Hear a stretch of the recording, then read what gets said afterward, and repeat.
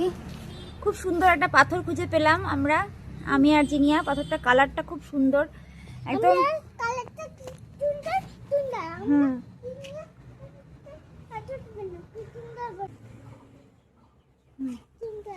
এটা কি পাথর? ভেঙে দেখতে পারলে খুব ভালো হতো।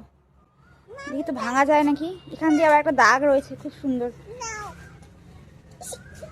দেখি তো ভাঙা যায় নাকি পাথরটা।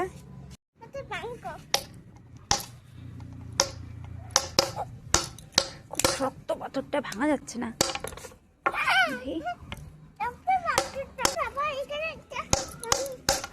এই যে ভেঙেছে। ওয়াও, ভিতরটা তো আরো সুন্দর।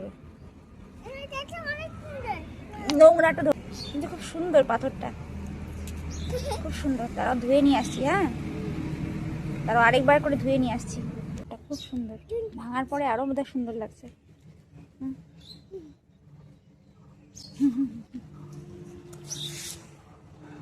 ধরো। হ্যাঁ,